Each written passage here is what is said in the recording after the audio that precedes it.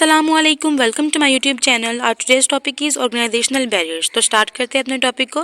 Communication barrier सिर्फ एक individual तक या फिर सेंडर और रिसीवर तक ही लिमिटेड नहीं है, बल्कि एक इंटायर ऑर्गेनाइजेशंस को भी इन बैरियर्स का सामना करना पड़ता है। ठीक है, यहाँ पे थोड़ी सी रिवीजन करते हैं कि जो इंट्रापर्सनल बैरियर्स थे उसमें क्या था कि जो इंडिविजुअल अपने एक्सपीरियंस, अजम्पशंस या परसेप्शन की वजह से जो बैरियर क्रिएट करता है वो इंट्रापर्सनल बैरियर्स कहलाते हैं।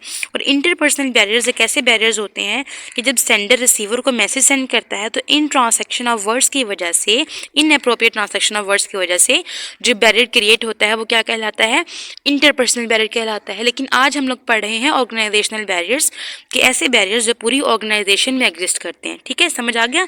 आगे हर ऑर्गेनाइजेशन के काम करने का एक तरीका होता है। ठीक है, वो ऑर्गेनाइजेशन बड़ी है या छोटी है डजंट मैटर, लेकिन वो एक स्पेसिफिक टेक्निक को, एक स्पेसिफिक कम्युनिकेशन टेक्निक को इस्तेमाल करते हुए ही वो इफेक्टिव कम्युनिकेशन करते हैं। ठीक है, अब इन रीजंस की वजह से ऑर्गेनाइजेशनल बैरियर्स जो हैं वो क्रिएट होते हैं। इन तमाम रीजंस को हम लोग आगे one by one. First reason है हमारे पास to money transfer stations.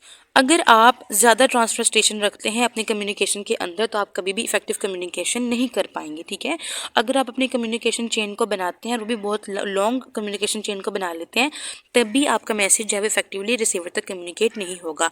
For example, teacher ने आपको एक काम असाइन किया है कि आपने सेकंड स्टूडेंट को जो ये काम बताना है, लेकिन आप अपनी लेजनेस की वजह से या किसी और मसरूफियत की वजह से वो मैसेज खुद कम्युनिकेट नहीं करते, बल्कि एक थर्ड पर्सन को इन्वॉल्व करके आप वो मैसेज सेंड करवाते हैं, तब क्या होता है कि आपकी इन्फॉर्मेशन में जो है वो थर्ड पर्सन आपकी इन्फॉर्मेशन को फिल्टर आउट कर लेता है। ठीक है, कुछ हिस्सा वो बता देता है, कुछ हिस्सा वो कम्युनिकेट कर देता है, लेकिन बाकी हिस्से को वो छोड़ देता है। ठीक है, इस तरह से क्या है कि आपकी जो कम्युनिकेशन थी वो सही तरीके से नहीं हुई, आपका मैसेज जो है वो इफेक्टिवली रिसीवर तक कम्युनिकेट नहीं हुआ।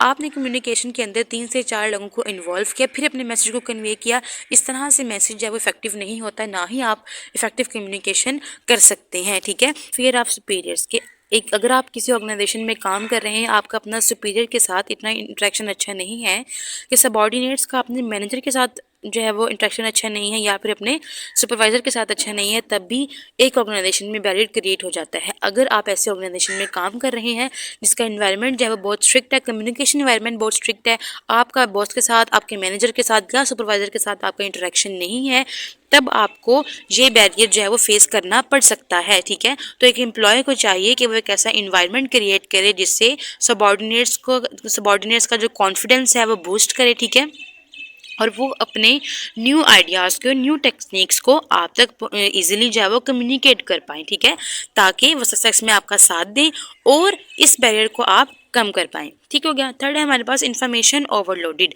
आज को दौर में जो इंटरनेट का दौर है, हम लोग देखते हैं कि अगर आप किसी भी एक टॉपिक को सर्च करने जाते हैं तो आपको बहुत सी इन्फॉर्मेशन मिल जाती है उस टॉपिक से रिलेटेड। इसी तरह से जो इन्फॉर्मेशन ओवरलोडेड मतलब कि अगर इन्फॉर्मेशन बहुत ज़्यादा होगी है तब भी आपको ये बैरियर फेस करना पड़ सकता है अगर आप किसी भी ऑर्गेनाइजेशन में काम कर रहे हैं। ठीक है, आज के दौर में प्रॉब्लम ये नहीं है कि आपके पास इन्फॉर्मेशन नहीं है, प्रॉब्लम यह है कि इन्फॉर्मेशन बहुत ज़्यादा है। ठीक है, क्वालिटी ऑफ इन्फॉर्मेशन मैटर करती है लेकिन क्वांटिटी ऑफ इन्फॉर्मेशन मैटर नहीं करती। यही चीज़ हम लोग यहाँ पे देख रहे हैं ऑर्गेनाइजेशन बैरियर में कि अगर इन्फॉर्मेशन बहुत ज़्यादा है, लेकिन आप क्या करते हैं जी, जो इंपॉर्टेंट इन्फॉर्मेशन होती है और जो अनइम्पॉर्टेंट इन्फॉर्मेशन होती है, कि रेलिवेंट इन्फॉर्मेशन और इरेलीवेंट इन्फॉर्मेशन अगर आप उन दोनों को मिक्स कर देते हैं तो आपकी इन्फॉर्मेशन, आपका मैसेज जो है वो बहुत ज़्यादा लेंथी हो जाता है और आपके इस लेंथी मैसेज को, आपकी लेंथी इन्फॉर्मेशन को रिजेक्ट कर दिया जाता है बाय द ऑर्गेनाइजेशन या फिर किसी भी मैनेजर या सुपरवाइजर। ठीक है, तो आपने क्या करना है कि अपनी इन्फॉर्मेशन को जो है लिमिटेड रखना है, ज़्यादा लेंथी नहीं करना और क्वालिटी ऑफ इन्फॉर्मेशन पे फोकस करना है, नॉट ऑन द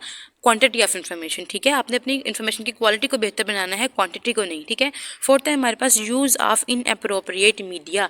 जब भी सेंडर अपने मैसेज को सेंड करता है तो वह एक स्पेसिफिक मीडियम के थ्रू अपने मैसेज को सेंड करता है। तो जब भी सेंडर अपने रिसीवर को मैसेज सेंड करता है तो selection of medium is very important in effective communication. ठीक है, अगर आप चाहे किसी ग्राफ के थ्रू अपने मैसेज को कम्युनिकेट कर रहे हैं या चार्ट के थ्रू कर रहे हैं, टेलीफोन पे कर रहे हैं, रिटन फॉर्म में कर रहे हैं, ओरली कर रहे हैं, स्लाइड्स को इस्तेमाल कर रहे हैं या वीडियो कॉन्फ्रेंसेस कर रहे हैं, किसी भी तरीके से अगर आप अपने मैसेज को सेंड कर रहे हैं तो आपने रिसीवर के कॉन्टेक्स्ट को या उसके बैकग्राउंड के, उसके व्यू पॉइंट को देखते हुए ही आपने मीडियम को सिलेक्ट करना है। ठीक है, जब भी आप कोई भी मीडियम सेलेक्ट करते हैं आपने उसके एडवांटेजेस को देखना है, उसके डिसएडवांटेजेस को देखना है और देखना है कि इस मीडियम में कितने चांसेस हैं बैरियर के या रेजिस्टेंस के या हिंड्रेंस के, कि ये मीडियम मेरे लिए कितनी रेजिस्टेंस जो है वो क्रिएट कर सकता है। तो this is all about our today's topic. अगर आपको मेरा लेक्चर अच्छा लगा तो please like share and subscribe जरूर कीजिए।